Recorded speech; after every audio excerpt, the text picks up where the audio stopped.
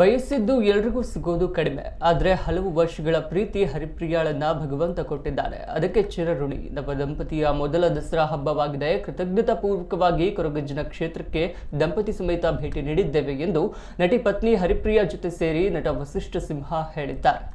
ವಸಿಷ್ಠ ಹಾಗೂ ನಟಿ ಹರಿಪ್ರಿಯಾ ದಂಪತಿ ಕಲಾಪು ಬರ್ಮಗೋಳಿ ಕ್ಷೇತ್ರಕ್ಕೆ ಭೇಟಿ ನೀಡಿ ಕೊರಗತನಿಯನ ಸನ್ನಿಧಾನದಲ್ಲಿ ಪ್ರಾರ್ಥನೆ ಸಲ್ಲಿಸಿದರು.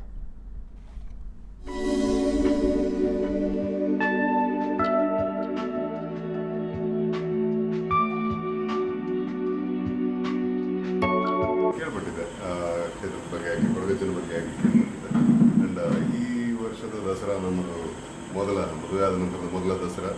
ನನ್ನ ಹುಟ್ಟಹಬ್ಬದಿಂದ ದಸರಾನು ಸೇರಿ ಮಂಗಳೂರಿನಲ್ಲಿ ಆಚರಿಸ್ಕೊತಾ ಇದ್ವಿ. ಸೊ ಇಲ್ಲಿ ಬಂದಾಗ ಈ ಒಂದು ಕ್ಷೇತ್ರನ ದರ್ಶನ ಮಾಡಲಿಲ್ಲ ಅಂದರೆ ಏನೋ ಒಂದು ಕೊರೆ ಉಳಿದು ಹೋಗುತ್ತೆ. ಸೊ ಆ ಒಂದು ಗೌರವ, ಒಂದು ಪೂಜ್ಯ ಭಾವನೆಯೊಂದಿಗೆ ಈ ಕ್ಷೇತ್ರವನ್ನು ನೋಡೋಣ ಅಂತ ಬಂದಿದ್ದು. ಸೊ ಇಲ್ಲಿ ಬಂದು ಎಲ್ಲ ಮಾತಾಡ್ತಾ ಒಡನಾಡ್ತಾ ಕಥೆಗಳು ಕೇಳಿದಾಗ, ಇಲ್ಲಿ ವೈಶಿಷ್ಟ್ಯ ತಿಳಿದಾಗ ಆಶ್ಚರ್ಯ ಉಂಟಾಗುತ್ತೆ. ಅಷ್ಟೇ ಒಂದು ಭಕ್ತಿ ಭಾವನೆಯೂ ಉಂಟಾಗುತ್ತೆ. ಸೊ ಎಲ್ಲರ ಮೇಲೂ ಕೊರಗಜ್ಜನ